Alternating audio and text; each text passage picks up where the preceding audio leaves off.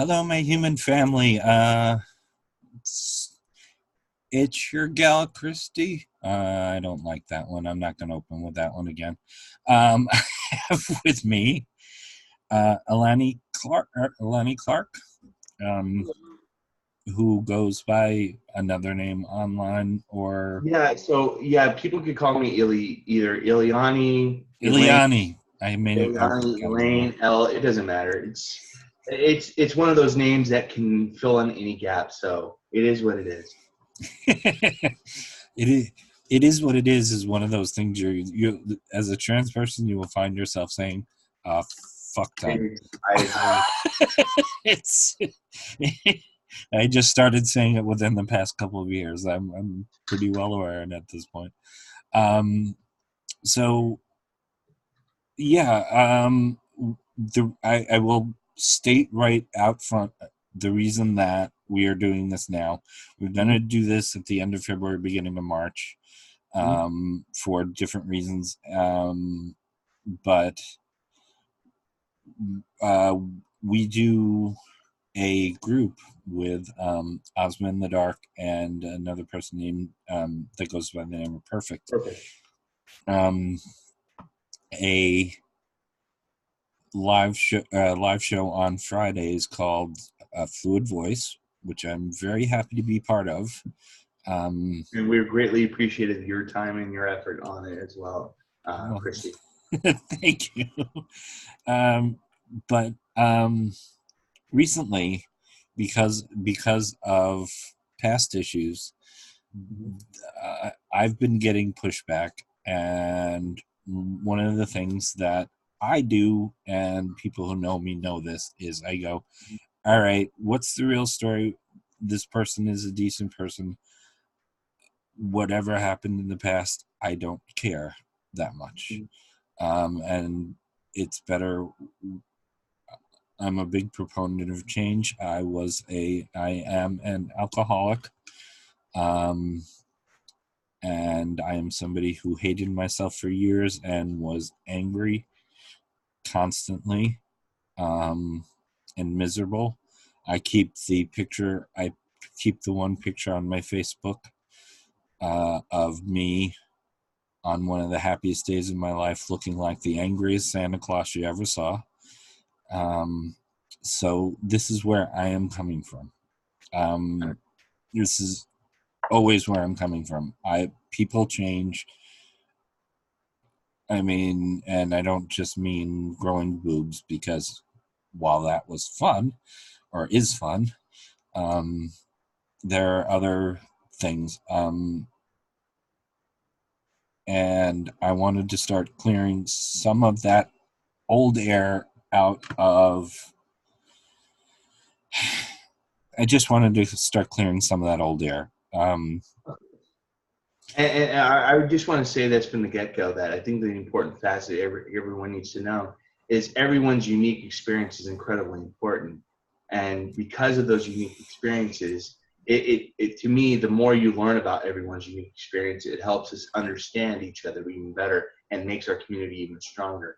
But that's, again, my perspective. So Oh no, I absolutely believe it, and I'm one of the things I have found a lot with talking with other trans people is um, that self hatred does externalize a lot, and oh, trust me, I I've know that too well. yeah, and yeah, I know we're jumping right in, so this is one of those, but. I, I usually start with an odd question, but I have one question that I actually kind of curious about because I never asked. Um, explain the online name. From the original, from Malleus Odium. Yes. Oh, okay. So when I first started on social media in 2012, I was actually a reactionary, and I actually was my name was Hate Hammer at the very start, and then I changed it to a Portuguese name, which was called uh, Asa Direita, which means right wing, because at the time I was a reactionary. I was a borderline alt-right individual. And during that time, again, with the name Hate Hammer, it didn't get a lot of appeal to a lot of people because other people had similar connotation names. And then from that point, I went to and shifted my name. So when I came back onto social media from when I used to be known as the Rationalist Vet, I wanted to pick a name that actually was more a reversal on my positions that I was several years ago. So Malleus Odeum means hammer hate instead of hate hammer. So if you looked at my symbol before I recently just changed it, it was about destroying the concepts of hatred, was destroying bigotry, misogyny, any form of bias, and basically promoting principles of egalitarianism, and most important for me personally, secular humanism. And that's the reason why I chose that name, coming back. But I found out that through my own personal experience and through my own personal journey in the trans community, that it did not suit me anymore. That's why I got rid of it. That's why, like a few days ago, I just didn't bother with it anymore. And I just chose the name that I got from my mom, since that's the name that she was going to give it to me if I was assigned woman at birth during that time. And I am now just Elliani. That's just me. I'm glad you finally came out. Well, it wasn't really the coming out. I was kind of drawn on choosing a name because I wanted to find something that was going to be intrinsically also respectful to my heritage, but also that representative of who I am. And like when it came to me choosing my name, my mom was a big fan of this book in Brazil.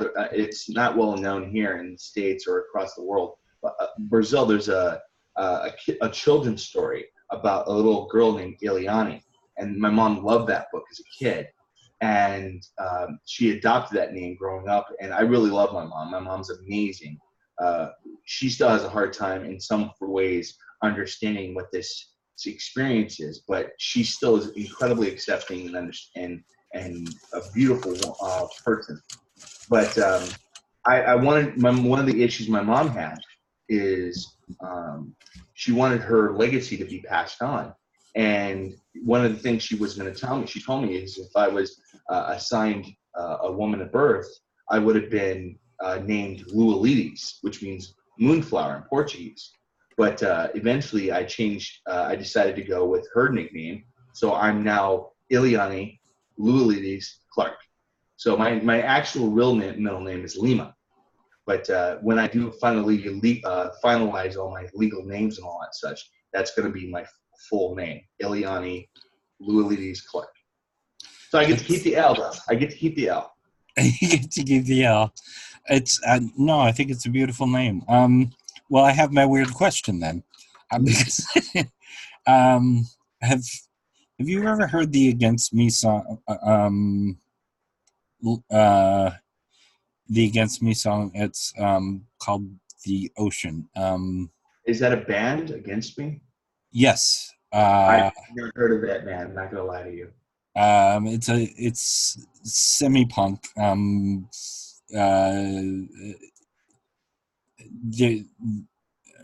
Is this like 80s and 90s and stuff? No, they're still around. Matter of fact, they're.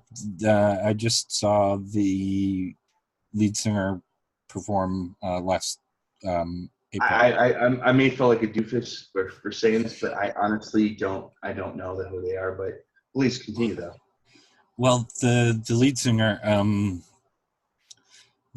wrote a song called "The Ocean," and the first lines. I'm gonna get it wrong. I'm sure I'm gonna get it wrong, and please don't hate me, Laura. I can't hate you if I don't know.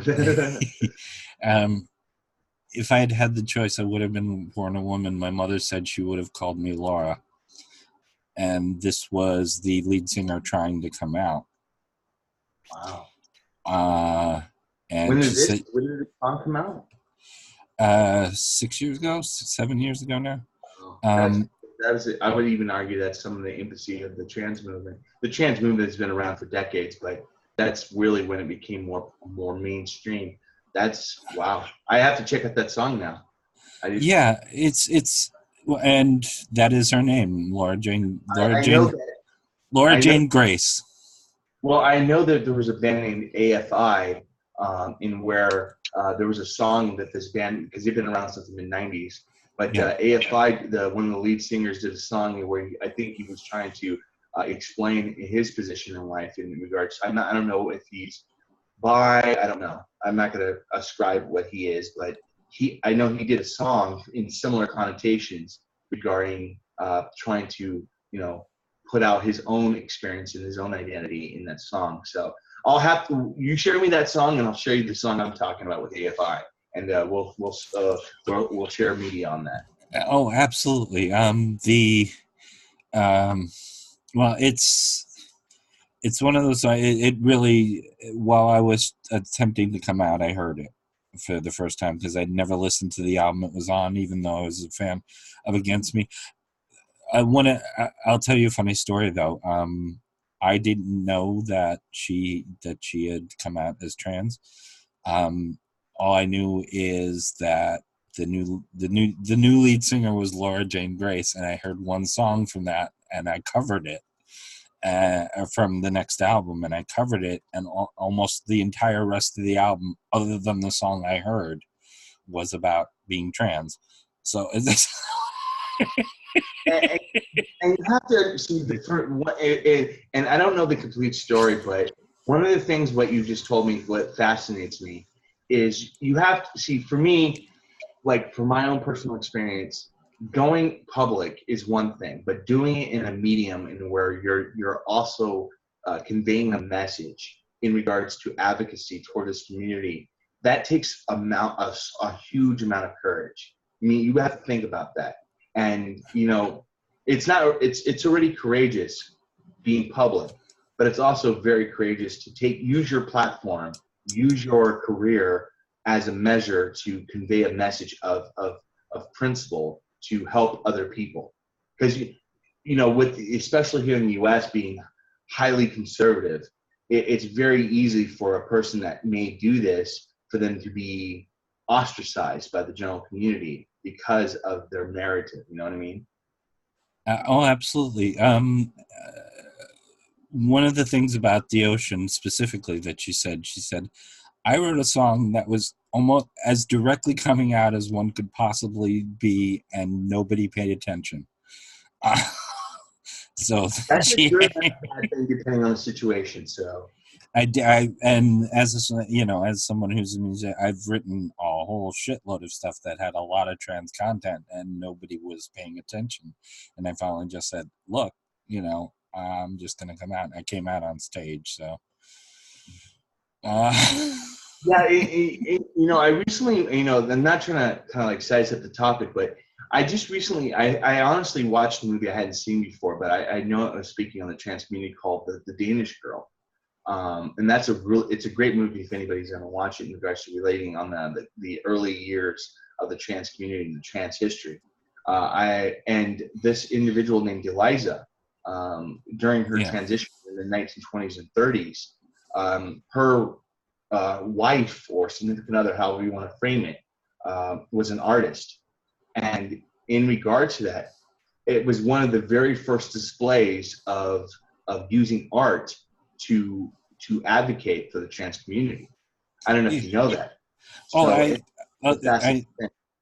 a lot of people have a lot of problems with the movie The Danish Girl, but I get what they I were don't going know, for. like, yeah, like, I mean, I don't know, like, all the other situations that maybe people have criticism on. The only thing I'm really emphasizing is just that this was the first real display. There could have been more, but this, for me, as far as my knowledge goes in history, this was one of the very first displays in public, in society, of advocacy to the trans community in art. I don't know. I don't know if there's any other issues that came up with it. I don't know.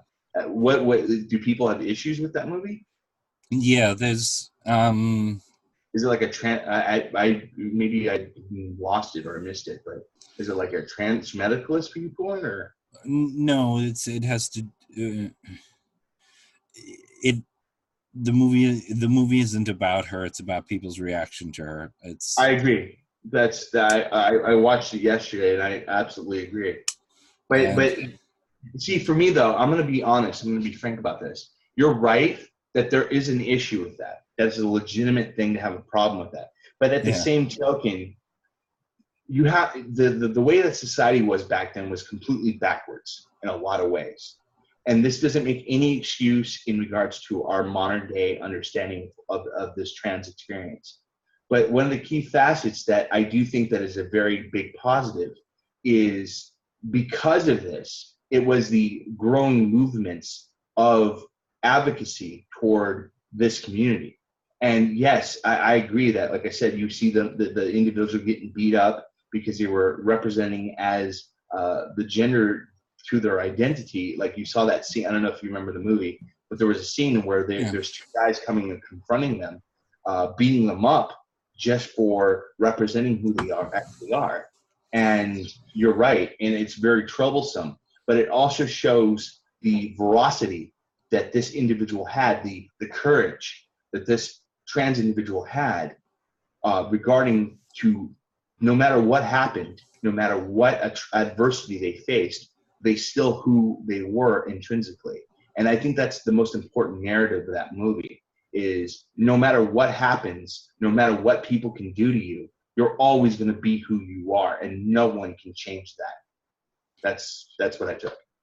That's what I took from it too. I I may be uncritical. I liked Transparent's first two seasons, so I've never seen we I I watched it. Somebody a trans somebody who I almost came out to in the early '90s, and I have to ask you, Christy. I'm fascinated because I haven't actually had the opportunity to ask you this. oh How yeah, was that? I know that's a very broad question to ask, but like if I look at like remember I have a background in history. Okay, sure, so from my perspective, I have studied the concepts of gender that has been, socialized in regards to the Native Americans, in regards to eunuchs in China, so on and so forth.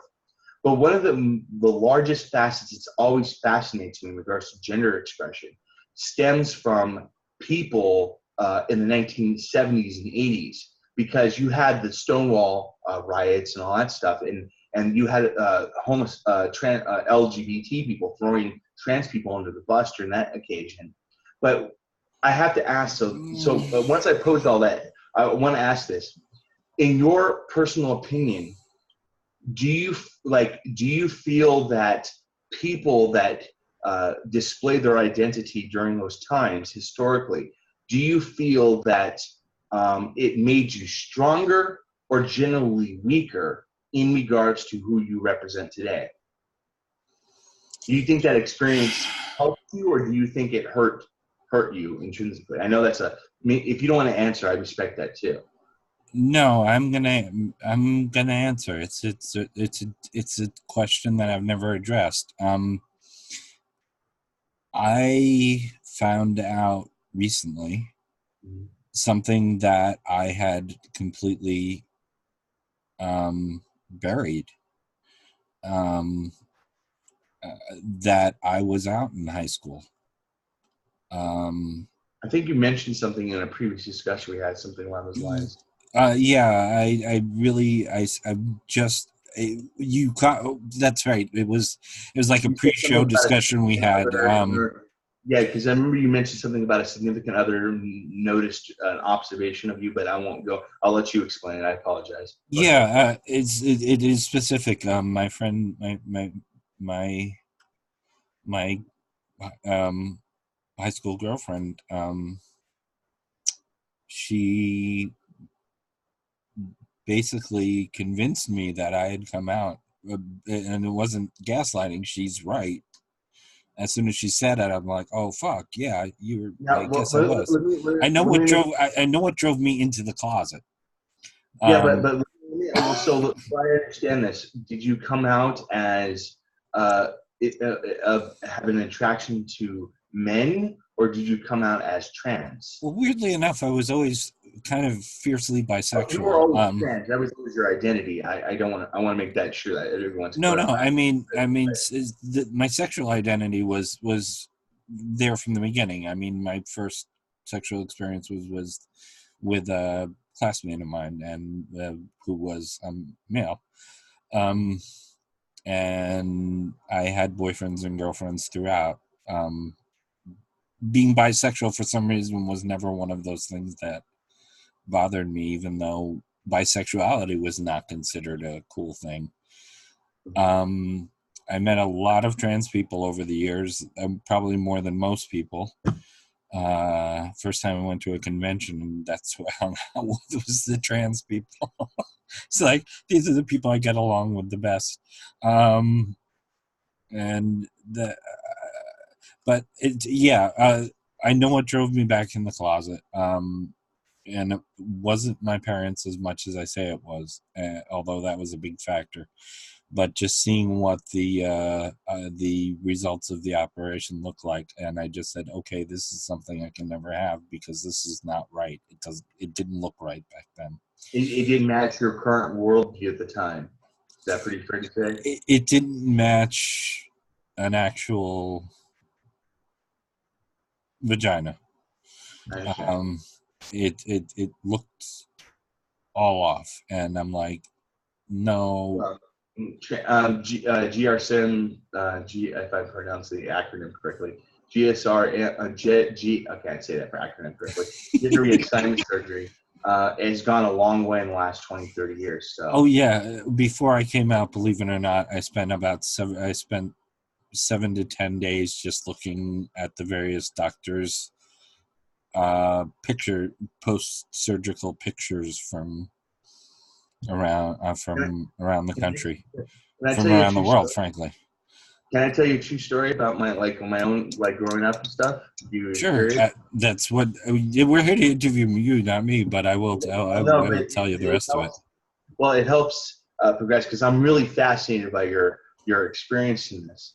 But a lot of people probably know this, but I grew up as a Jehovah's Witness. I honestly didn't know anything about trans people or trans individuals until like after I got out of the religion. So like I was completely. I mean, of course there were movies like that came out and there were different things, but generally I did not know. And one of the things that it was, and a lot of people are going to think this is weird, but it was actually a good and a bad thing.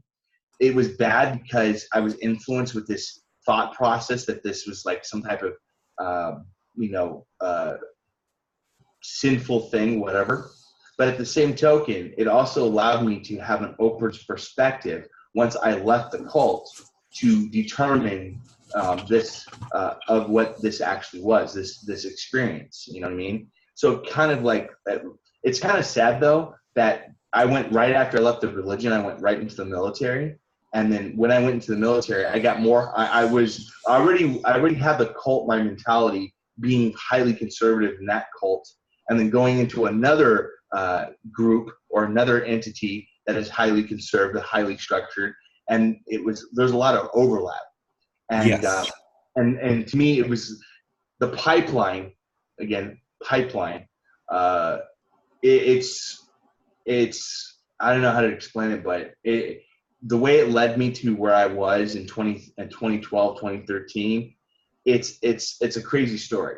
Like 8 years of my life, like during that time, it's just it's one of those things in where now that who I am, the way I identify now, it hurts me. You know, it gets to the point in where all the attacks, all the belittlements, all the insults, all the ad hominems, everything I did for those 3 years, you have no idea, Christy, that you have people like Faraday Speaks that talks about Yeah.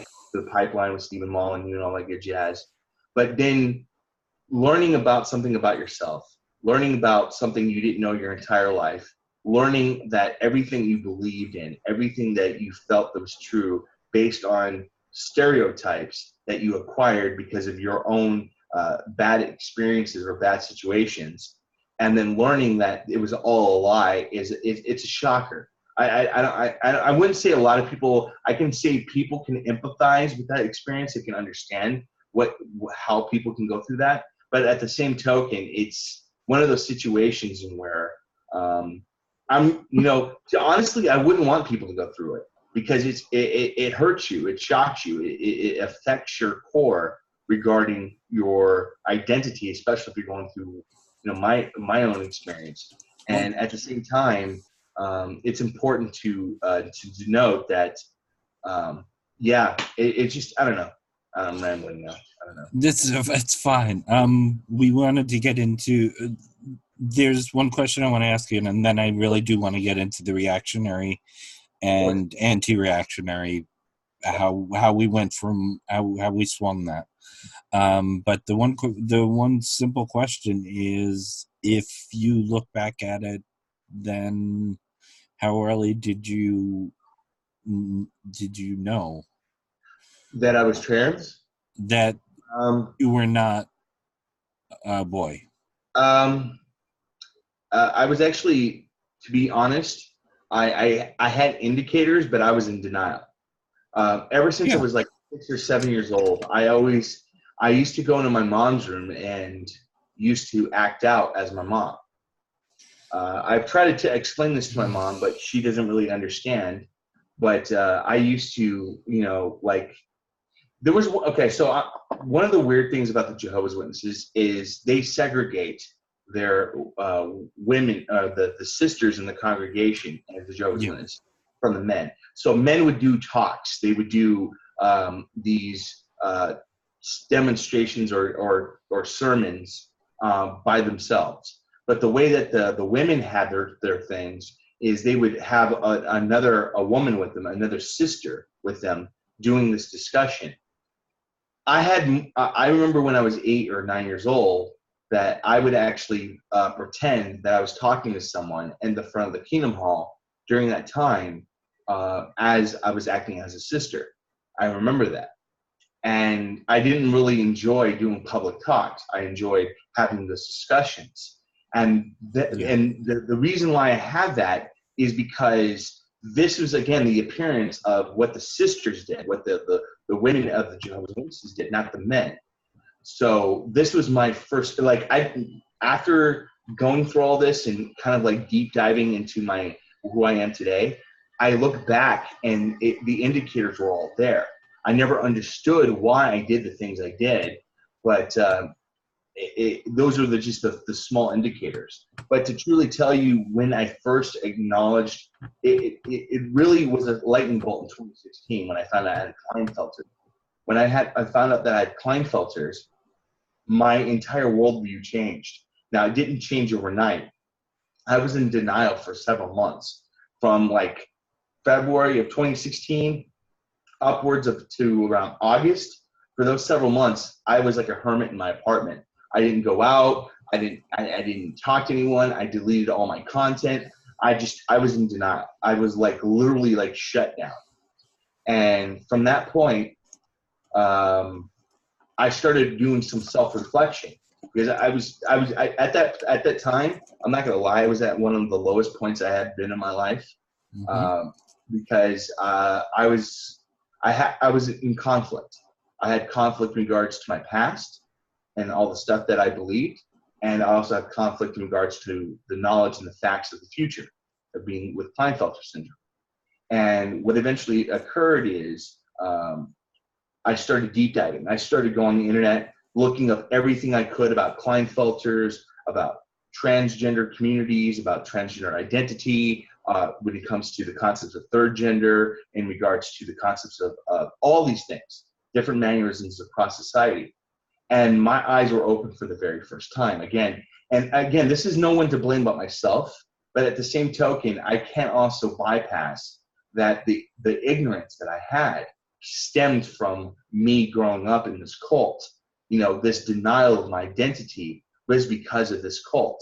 I was, and again, this is no excuse, but it's a facet to why I did the things I did, the ignorance that I displayed.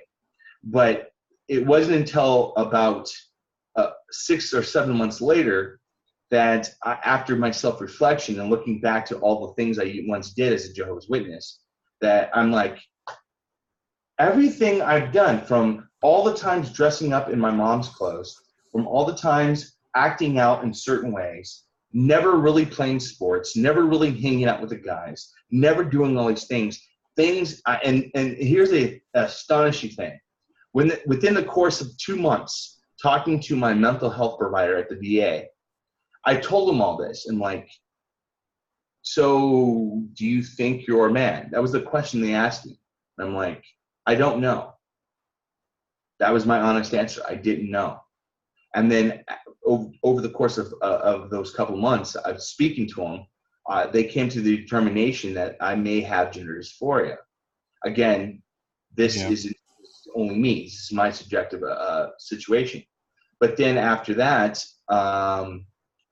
it wasn't, they didn't diagnose me right away. It was a course of 5 or 6 months, continuously talking to my mental health professional. I want to emphasize this real quick.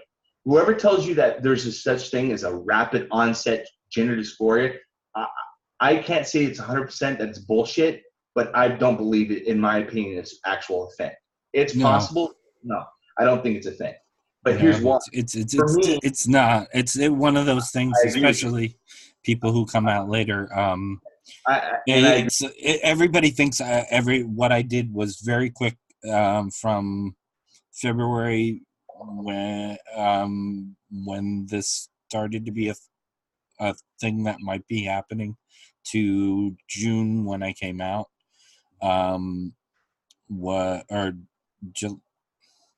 July 9th is the date I came out.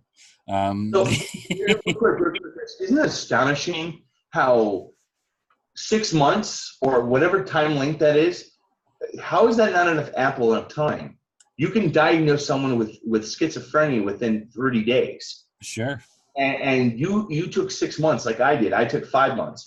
How is that not enough ample? If you're going to a doctor every week, speaking to a certified psychologist regarding your PTSD and your own experiences, and you tell them everything that you're issuing and all the things that you dealt with in the past, how can someone ever make the rationalization that this is some form of rapid, super onset? It doesn't make any sense, because to me, when I think of rapid, I'm thinking like 2 or 3 weeks. And every person I've ever talked to, again, it's possible, but every person I've ever talked to in regards to their experience being in the trans community, it's not a rapid thing.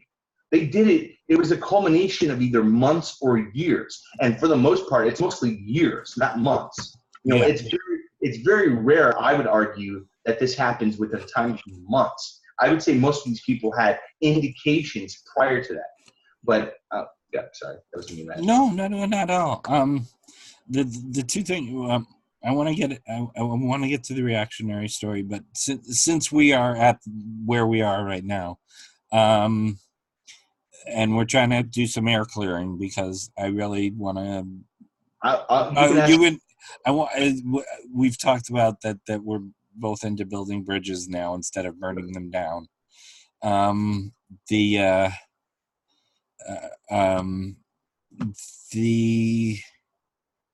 You are not true scum. You are not transmedicalist. I have a video on my channel that anyone can watch at any time where they can actually objections to transmedicalism. I've actually had public disagreements on Sarah Michelle's on her account, on her video, on her disagreement with Steve McRae, and you can see a public debate me and her were having on her position on transmedicalism. So anyone can see it. I told exactly where it is. You can go look at it yourself if you think I'm a transmedicalist. You can feel free to look at it. It's something that somebody just threw at me the other day, and I went, okay, let's just take care of that right off the bat. Yeah, so let me be very clear here. I'm going to be very precise when I'm telling you. When it comes to being trans, I don't care if you're non-binary. I don't care if you're identifying as a woman or identifying as a man. Everyone's identity is important. It should be respected and try to be understood. In regards to that, I didn't find my identity until I was 34 years old. Sure. I regret that. I wish I had known who I was. I envy people who are 18, 17 years old who can discover who they truly are today in that time frame, because at least they have more times to accommodate for who they really are. They don't have to go through all these situations that other people have to deal with. And it doesn't mean that anyone's experience is more valid than the other. It just means that it's just a regret. This is a regret I personally have. It doesn't mean that my experience, my situation is any what better than anyone else's. This is just my own personal regret. Is it rational regret? Maybe, maybe not. I don't know. But go ahead. Well, it's always a might have been. Had I come out to, and I'll tell you later who I was going to come out to. I'm just curious though. Why would someone think I'm a transmedicalist? I mean, I don't know when the time frame of this criticism came in. I don't know, but I made my video about transmedicalism and my disagreements with it 3 weeks ago. And it's possible, to be fair, that this criticism was done before I made that video. And I didn't make that video. I didn't make that video because someone critiqued me in regards to this. I did this video because of my reply toward the comment of Sarah Michelle on her position on transmedicalism. That's to be truthful.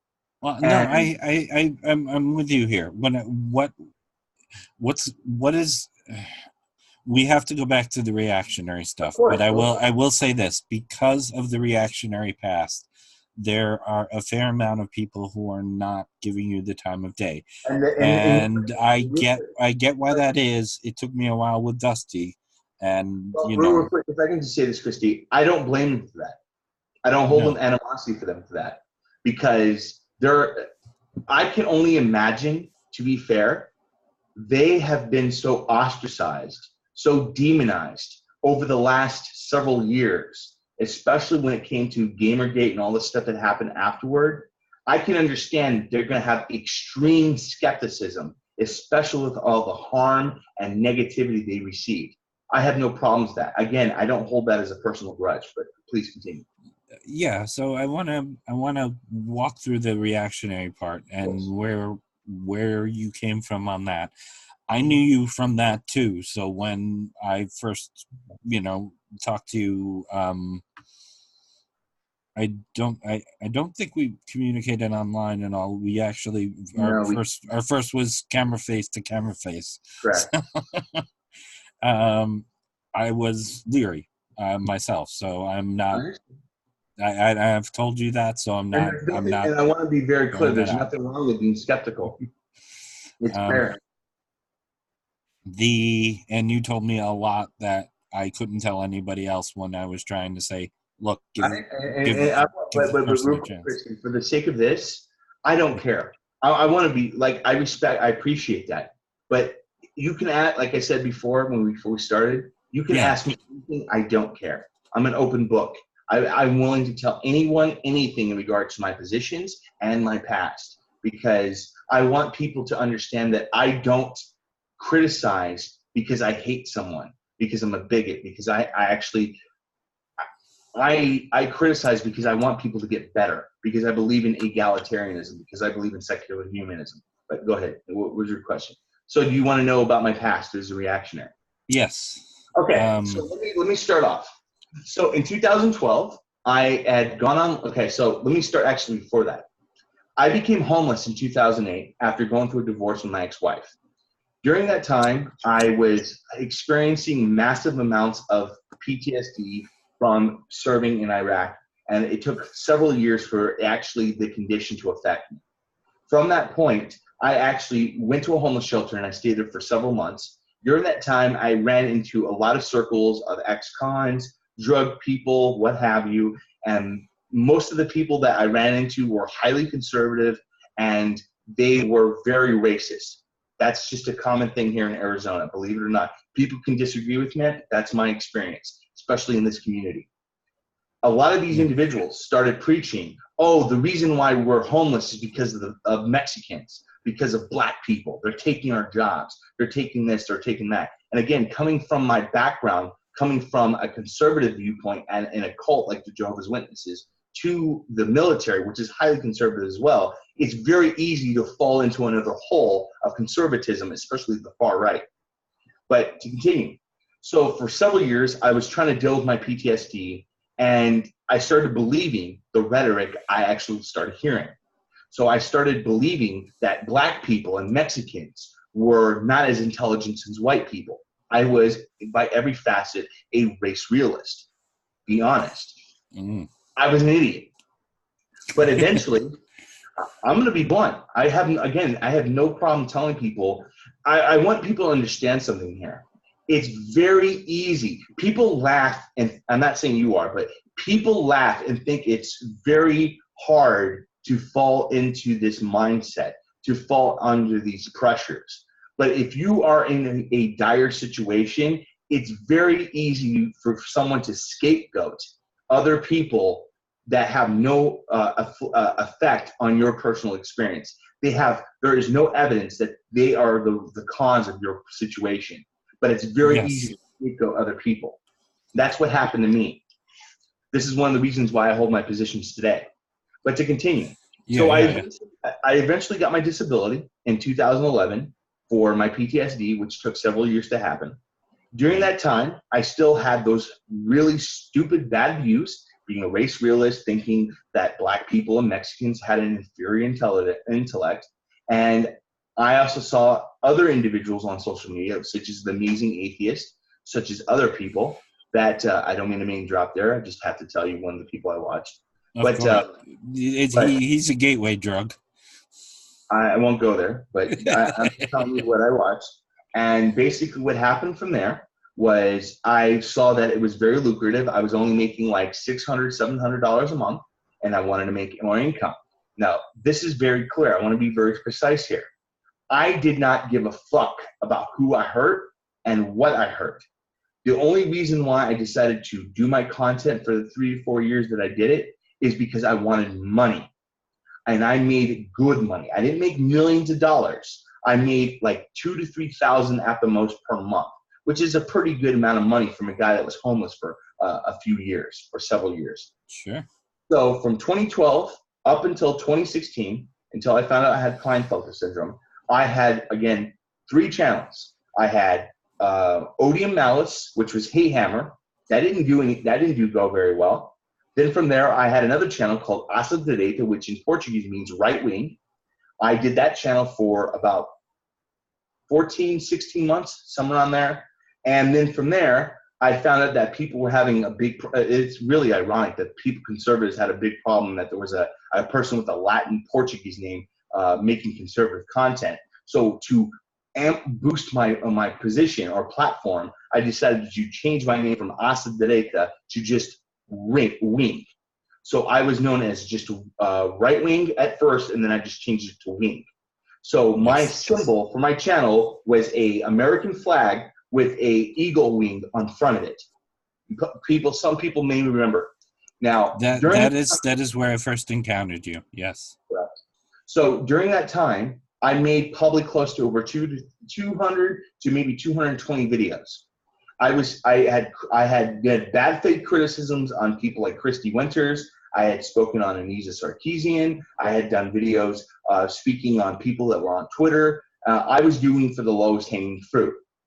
I actually didn't. So just to kind of clarify in regards to Christy Winters, I don't know how to contact Anisa Sarkeesian. I could probably email her, but whatever. I don't know. But Christy Winters, I sent an email to a couple of years back when I started realizing my identity. And I directly apologized to him through email. And I could pull that email anytime so anyone could see. She replied. I apologized to him that I attacked them. I did ad hominems to them. And I did bad faith criticism and a whole bunch of other stuff. And I apologized to Christy Winters for doing so. Yeah. But from that point, I did that for several years until I found out I had Klinefelters. Now, how I found out that I had Klinefelters is a fascinating story. Yes. So starting in 2015, I found out that I had sclerosis. I have a curvature of my spine. My spine, if you like, I know you can't see me from this perspective, but my like if you look from here, my spine is curving this way. Like if you look at my spine, it's like this. It didn't make sense. My mom also has sclerosis, but my mom is 63. one of the things when I went to the VA, they didn't understand why I had such bone problems. So at first they thought and they first did a test for my hormones. They found out that I had really low testosterone for a man. They didn't understand why. Then from that point, they thought I had a tumor in my pituitary gland. And when they found out that I had they did a what do you call it, CT scan of my head, they didn't find any tumor. So the only other option they took was to do a genetic test on me, which took like 7 to 8 weeks. That's when I had found out I had Klinefelters, that I had XXY chromosomes. So when that happened, my entire world changed. Because when someone told me that I had an extra female chromosome in my genes, it makes sense rationally, scientifically, it makes sense, but I was still in denial because my entire world, like, how can I have an extra? I'm a man. I'm this and that. That's what I felt at the time. But this is when I went into my seclusion for several months, reading about this, learning about this, and discovering everything that I had understood, everything that I had learned was completely wrong. And to be fair, you want to know one of the first people that actually brought me back from or helped me go through this journey was a person named Aaron Ra. I don't know if you know who that is. Yeah, I'm friends with Aaron. Yeah. So Aaron Ra was making videos in regards to biology, in regards to rationality, in regards to evolution, so on and so forth. And I watched his series, his like 40, now it's like 50 or 60 part series on the genomes, on the genome project he does. And that one video sparked my interest learning about evolution. I knew about evolution, but it sparked my interest learning more about it and learning about genetics and all that stuff. And again, I'm still a layman, nowhere near where I should be. But so I went from having, I did all this research during that 7-8 months in seclusion in my apartment here. And then during that time, I was talking to my mental health professional, and I was telling them all the situations I experienced in my life as a young age, from the thing I told you about, you know, with the sisters in the Kingdom Hall and the Jehovah's Witnesses, to you know, dressing up in this, you know, like my mom, and doing certain mannerisms and doing certain things. And, you know, they determined to say, well, they asked me a very key question: do you believe you're a man? And that question sparked something in my head. I told them at first, I don't know. And then when I went home, I started doing self-reflection regarding all the stuff that I had gone through, all the stuff that I had dealt with in my life. And after that, after like 3 or 4 or 5 months of going to my mental health professional at the VA, they finally diagnosed me with gender dysphoria. It wasn't rapid. It was many months of talking it out, figuring it out, and then finally get my diagnosis. And then from there, everything else is pretty much public. Everyone knows everywhere I've been. But I want to be very clear here, though. When it comes to trans identity, I want people to understand that just because I have dysphoria does not mean anything. It doesn't mean jack and crap. Here's what I mean. It is a factor on why I am the way I am intrinsically to myself, subjectively.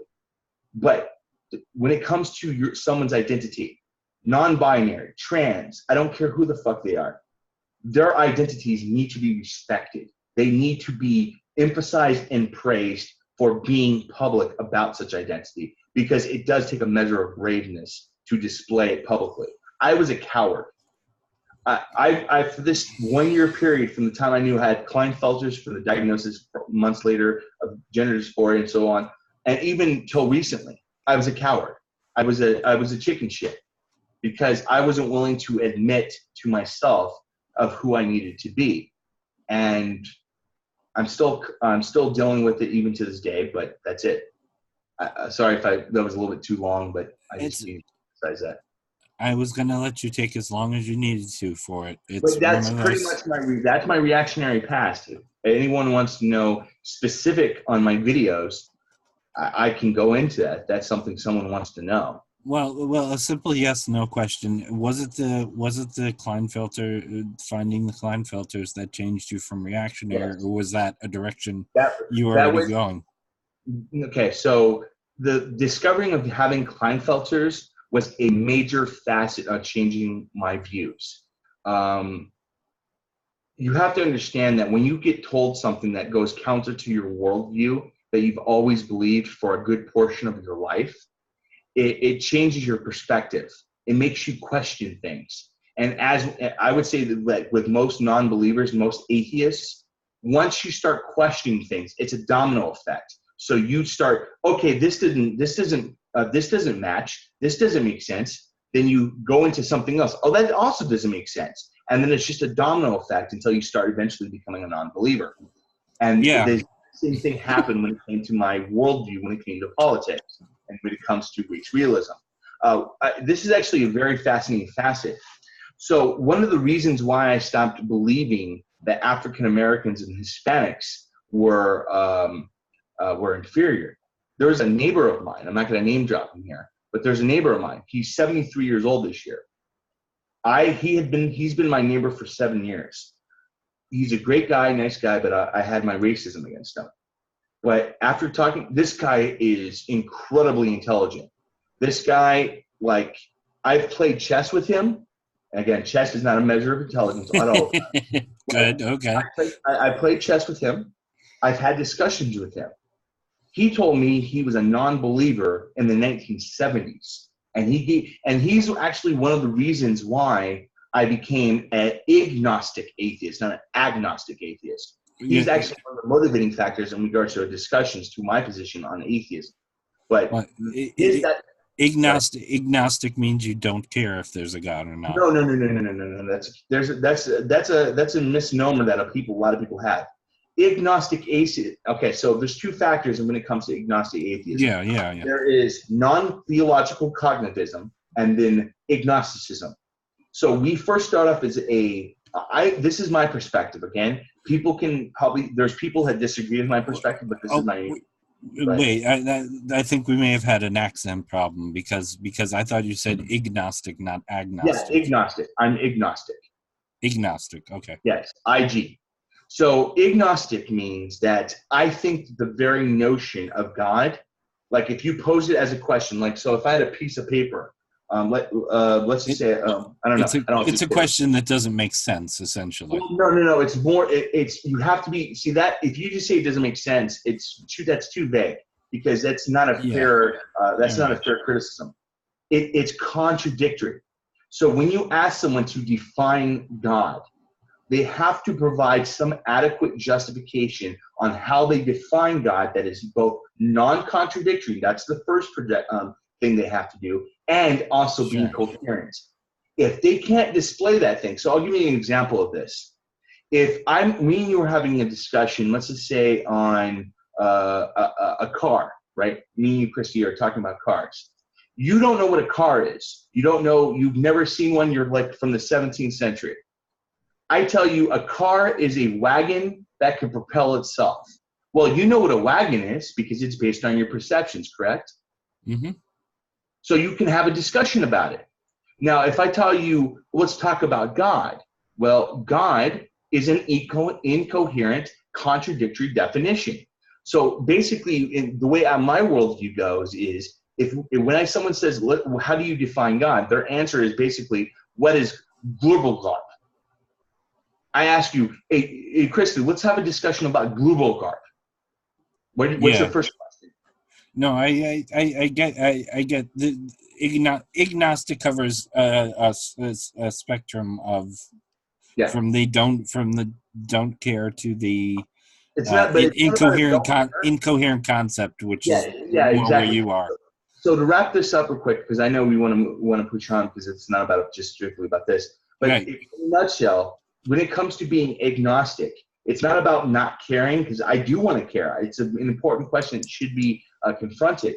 It's about finding a definition that's coherent again and also non-contradictory.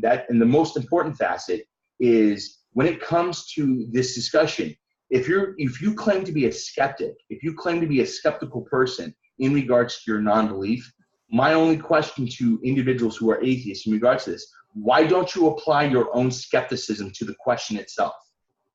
And unfortunately, in my opinion, I don't see a lot of skeptics or atheists actually applying. They're willing to bypass the question itself as to being coherent to approach. I have a problem with that. That's my only criticism. But go ahead. Well, yeah, and one of the factors leading into humanism is, and I'll define it with the same way as Aaron Ra and Leland. I know Lalandra a little bit better, but uh, the if there's wanting the good of what you perceive as God, and it does not go away when you become an atheist. This is something that you now have to strive for, and you have to have principles that involve that. And I'm probably butchering the hell out of the way they put it, but that's Yeah, but see, if I can just give this one example real quick, Christy, that when someone says, for example, that God is love, they are actually not describing God. This is a lot of people don't understand this. When you say God is love or God is this, God is infinite, whatever, these aren't descriptions. These are namings or characteristics you are applying to God. Characteristics and names are not definitions. Definitions are what we perceive in reality, and that's what we define. So that's it. That's all. Yeah, no, that's fine. We're getting, because I'm trying to keep these around an hour, so we're about 10 minutes out. We can have a later discussion on that at another time. Actually, yeah, we're gonna have a part 2 of this at some soon. I think we will keep the date from later. And so let's do this, Christy. What are the questions that people that may be criticizing you or me regarding my positions? Like, ask those questions, and we can try to hopefully address the issues and hopefully alleviate some of their issues. Yeah,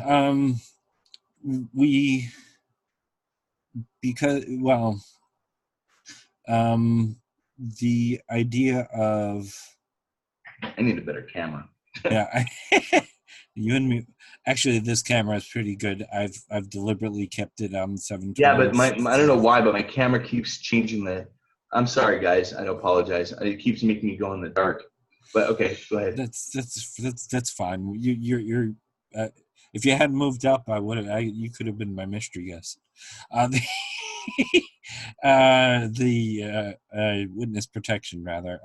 Do you think I addressed the reactionary part of where I was? Yes, actually, I do. I mean, there's a lot to cover, and it's kind of like, here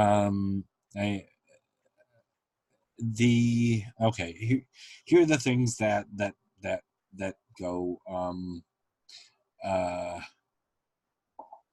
Let's see. All the trans identities are valid with or without dysphoria. Yes. No. Yeah. Absolutely. Okay. So let me explain why, in as quick as I can. Okay. I base I'm a layman. What I mean by that is I'm not an expert in psychology or other than history. I would consider myself a loose expert in history. But here's my problem. Again, this goes into transmedicalism, one of my issues with it. Transmedicalists, like certain individuals, claim that the people who are not transmedicalists are denying science. But if you look at the American Psychiatric Association, you look at the WHO, you look at all these other health organizations across the world, they clearly state in their documentation that to be considered transgender is an umbrella term that doesn't imply strictly that you must have some form of suffering. It states that. And the problem I have with these transmedicalists is they seem to, I don't get why they are denying the scientific consensus on this. Now, they can have criticisms of why this is, but until they have some rational evidence to counter the consensus of the scientific community, then they're going against the consensus. And I have a huge problem with that. Absolutely. Okay. One of them, I'm going to throw out one of them, and this one don't get offended at because I know it's bullshit. I won't get offended.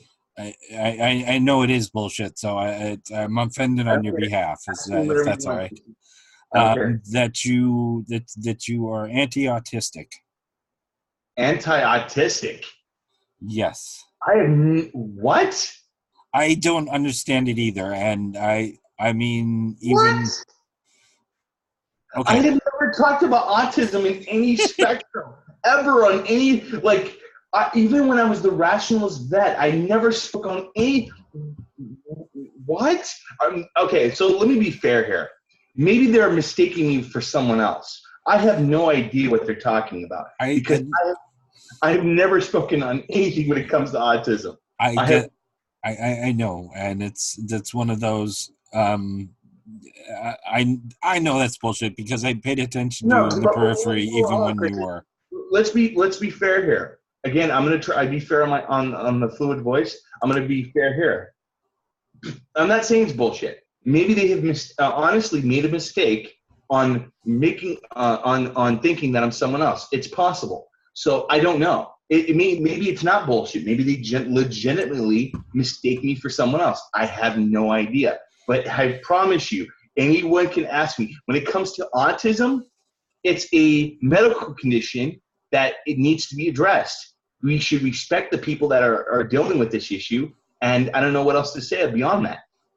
Yeah, They deserve to be respected and represented in regards to their position or their identity. I don't know what else to say about that. right. I think we can blanket that a little bit. Yeah, it's basically people, I don't know what, unless they choose to be Nazis. again, I And don't, as I often say, punch a Nazi if you can get away with it. that's a Uh, first. That's a first for me. I've never heard that before. But go ahead and continue. Last um, we addressed that you're not true scum, so we've addressed that on the show a lot. again, I welcome everyone. Please watch my video on my channel. If you really want to hear my position on transmedicalism, on the two main facets of why I disagree with it, feel free to check out my video. You can disagree with my positions, but again, the major facet is people who are transmedicalists are, again, they are denying the scientific consensus of what it means to be trans. Their transmedicalism is used by countries like Iran that does a persecution of gay people in regards to consider them mentally ill when they're not.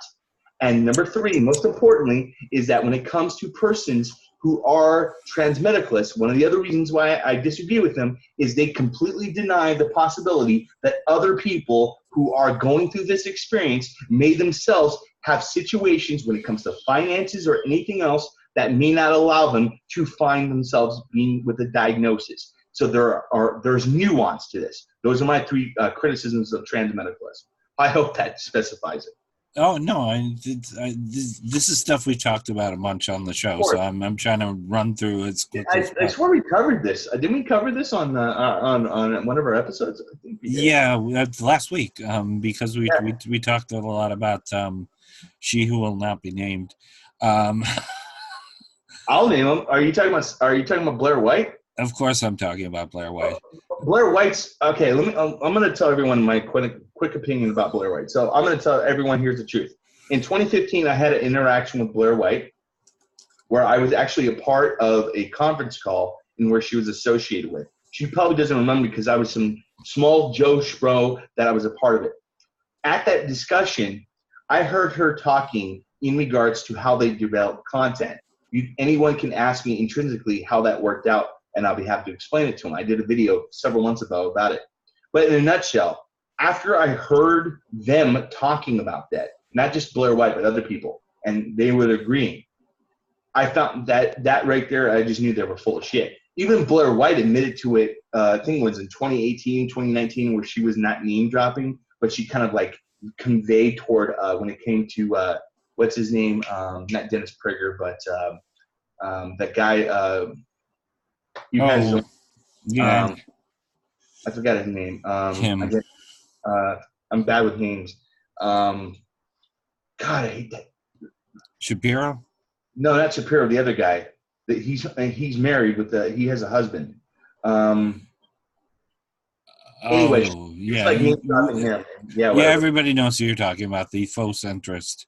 I forgot who the fuck his name is. I don't give a shit. He's a bad faith actor, but go ahead and continue, please. Okay. Yeah, and I just want to the last thing, it was like, all right, are they gonna apologize for what they did in the past? And I said, very likely, but it's So, not my apology to make. yeah, so I'm gonna okay. So let me just say this. I in a discussion I had on the PSA Discord and also on Twitter, maybe on Twitter, I don't remember, but I accidentally said that biological male at birth or biological whatever it was at birth. I was wrong. I stated it 3 times to 3 different people that I was wrong during that time. I was Yeah. ostracized and criticized and bombarded because of that take.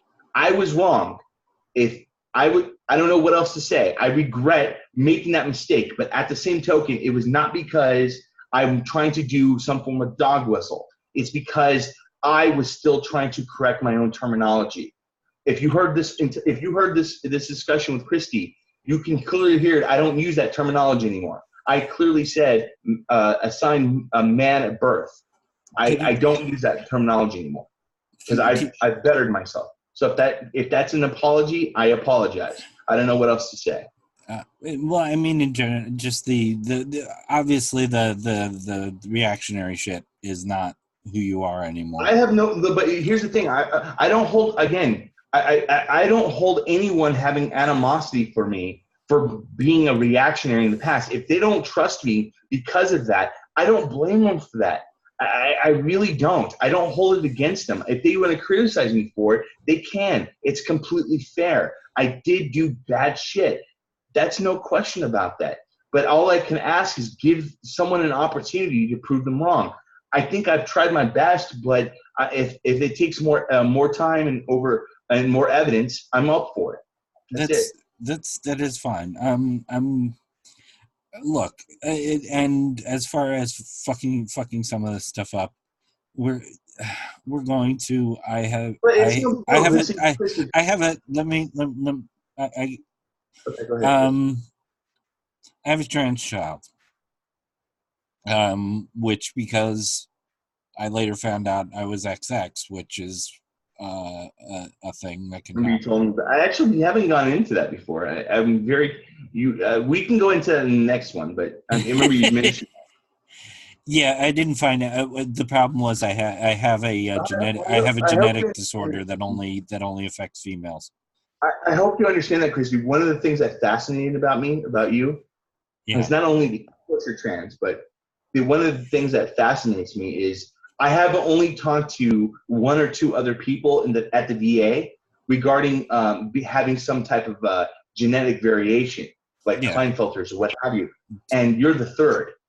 So you're the first person on the internet I've talked to with this type of situation.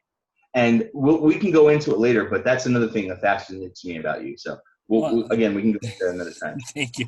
It's one of those things. It's not affected my It's not affected my trans experience whatsoever. So I just call myself trans and deal with it that way. It's a nice argument stopper. You know, I want to mention. I wanted to mention this real quick, kind of like a side note. I was actually, this is something I was going to mention earlier before we went on. But one of the cool things I just found out that the VA provides voice training in regards to, They do. feminizing.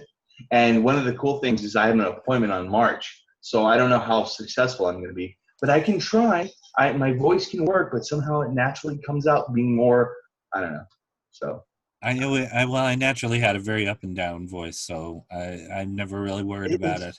I just won't go below a certain tone, even though my No, but voice used to be deep. it really sucks because I know that I'm probably going to need the adjustment from the tracheotomy. I think it's tracheotomy. I don't remember what it's called, but I know I'm going to need it.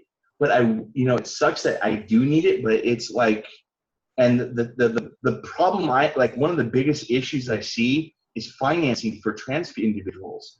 I mean, to me, this is like one of the biggest hurdles, issues that the trans community is facing right now. I would argue that the overwhelming majority of trans individuals at large, again, I don't have conclusive evidence of it. they would be better off if they allowed themselves to get the treatment that they need, no matter what it is. I don't care, even if it's not medical, even if it's just whatever it is, doesn't matter. For me, can you imagine if they had the accessibility in relation to that, in regards to their identity? How easy would it be for, if this was the case? How easy would it be for the trans community to find work? Because that's a huge problem. A lot of the people in the trans community don't have an issue finding work because they're judgmental, or they're afraid of the interaction with other people. Can you Yeah. imagine how much it would alleviate these issues? There's of course a whole slew of other things, but this is a if we solve this problem, if we provide the necessary things that certain individuals need when it comes to our identity, and maybe some people don't, if it's just available to them, can you imagine how better off the community would be? You know? In order to get the medical treatment I need, I generally have to stay poor, and I do not like this because Astounding.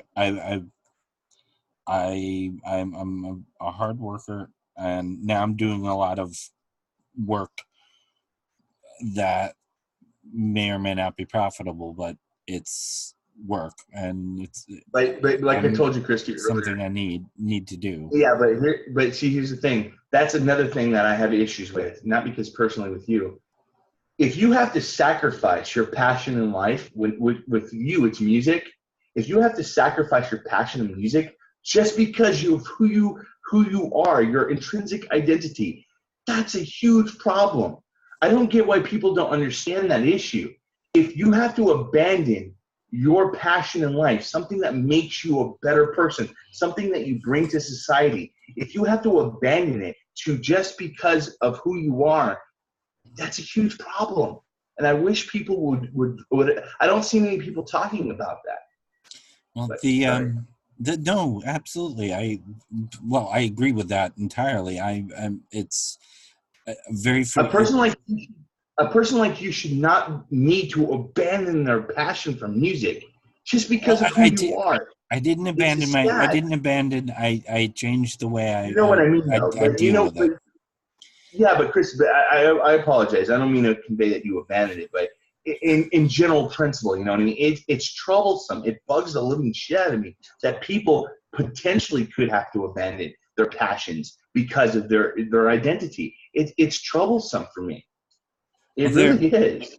yeah, and New York is a good state to be trans in, frankly. Um, I envy you. I'm stuck in here in Arizona. Good God. the I'm oh ah this is the yes no question, and we're going to end on this. But Okay. since I started with Laura Jane Grace, you've heard the term true trans soul rebel? Yes. No. Well, get I used to it. You'll hear it a lot. Uh, okay. that's hers. Something else I'm gonna have to look up. Okay. The trust me, I'm going to be linking to the Ocean and to True Trans Soul Rebel. Yeah, I will. In fact, for True Trans Soul Rebel, I'll link to her performing it in please. Buffalo, the show I was at. Yeah, but this is one of the motivations of why I'm deciding, like this Friday, I'm actually going to be coming out with a first part of my series on the trans history project I'm doing by myself. But this is the reason why I'm doing this. Like, I'm versed in history, but my history is very precise to World War II and the Holocaust, and I'm Yeah. trying to divulge my information in regards to history because I do have a forte on it. And that's one of the reasons why I'm focusing on it, because not only do I believe that it's an important narrative that need to be shown to everyone else, but at the same token, it helps me. It helps me understand my own experience. Because if I can correlate with other people on how other people in the past have their experiences when it comes to their identity, it will help me understand my own. Yes, I very much so. All right. Anyways, that was I will. Yeah, of course I'm gonna. If you've not heard Laura Jane, it's gonna be in Please I'll provide link that it in link. the description. The I have to do the YouTube prayer, which you know what that is. If you Are you liked what, Buddha? if you liked what you saw, please consider giving it a like. Hit the subscribe button, hit the bell, and hit all, of course, so you can get all of Can I these just say something quick, conversations. Christy? Can I Sure, just say something quick? Last one. absolutely. Guys, understand something, okay? I know people have criticisms of me, but I want to just say this from my own perspective, okay? Christy is a phenomenal person. She has a kind heart. I've only known them for 4 weeks, 5 weeks, but I think I try to be a good judge of character. Christy is a kind soul, if there's such a thing. But guys, give Christy the benefit of the doubt. You can judge me, you can criticize me, that's fine. I don't care. But be fair. That's all I can say. She does good things. She does good work. From all my experience, I'm very, very content that she's willing to participate in the Fluid Voice project. And I thank you for that, Christy. That's all I have to say. I thank you for invite. Thank you for saying. Christy, we love you. We're honey. Understand something, okay? We're here for you, okay? I'm here for you. But I'm sorry. I didn't mean to make you. I didn't mean to. You're gonna make me bug. Look, it's a. Chris, It's okay. It's a. look, I can. I'm a professional. look. God damn it! I can get. I Yeah, can stop crying. but Christy, but understand something, okay? This is important. What you go through, I'm going through. Not in the same way, of course, but we're all here for one each other. That's the important thing people need to understand. Even people like Blair White, as much as I have animosity toward that individual, they're still a part of his community. Yes. And I will defend Blair. And again, this may give me some flack. I'm going to be honest. I will still defend Blair White if she's attacked by bigots for her identity. I don't care who it is. Yes. Because I'm trying to justify and represent this community in the best light possible. But going back to what just keep smiling, Christy. Be who you are. Stay positive. This is one of the things that bugs me. It kills me. Is I've been some dark places in my life, especially during that time in 2016. All I can tell people is there's better options, and there's always a better thing at the end of the light of the tunnel. I know that's a stupid cliche of belief in religion and stuff, but there's the only way I can phrase it. There's hope. Just remember that. That's it. Well, if we're trans, so there's a light over at the Frankenstein place is our thing. Some people will get that, hopefully. Okay, YouTuber. Okay, like, subscribe, hit the bell. I have PayPal down below. I have a Patreon, which has just taken a hit for what little it had. And the PayPal is a wonderful thing because I'll have a coffee soon. And I'm also going to Twitch stream. I'm still trying to convince you to do Twitch. Yeah, if I can get my computer to play nice. I keep losing signal. I can lock a signal. This signal is locked. But once we go off, it's 50-50 whether or not I have a signal. So the PayPal is hugely important. The Patreon is hugely important. But most important is that you matter, your voice matters, and your life matters. And I will say that every goddamn week, and I hope somebody believes it. I was just one thing I was gonna say is trans. Everyone says trans rights and all that stuff. I actually came up with a better one. Identity matters. Identity matters. I think that's a better way. I think that's a better way of framing it. Other than, of course, trans rights is important, but I think I think it's more important to respect people's identity. So to me, my phrase is identity matters. As long as they're not Nazis. Yes, but still, they are still human beings, though. They're this still human beings, but they're still human beings. Even yes, if they're I'm trying to. I'm still a little choked up, so um, I'm they trying still love to. you. I'm just trying to. Yes, you too. I really, yeah, I really. This I thought this was important to start clearing this up because I don't want you to get backlash either, and it's not fair. But like I said, Christy, I don't care if I get backlash because I deserve it because of my past. Again, if people ostracize me because of my past, I don't blame them for it. I deserved it. I did a lot of bad things, and all I can ask people to do is give me a chance to prove myself. That's all I can do. Other than that, Yeah. that's on their own individual perspective. And if it happens, it happens. If it doesn't, it doesn't. That's all I care about. That's it. Take care All of your. right. Just take care. People just need to take care of themselves. That's the most important. Yes, and you take care of yourself. Thank you for doing this. I know we had a whole different thing planned for March, and I really or late February, early March. I still want to do that. Let's We do will. that. And this has been really good. I'm glad, and a lot of this I didn't know too. So I asked the questions I Are want you to know. really smiling, Christy? What's that? That's all that matters. Are you smiling? That's what I'm looking. That's what I'm looking for here. You're smiling. That's what I'm small. matters. Yes. That's what matters. Well, I think this was important, and I'm glad I got a chance to do it.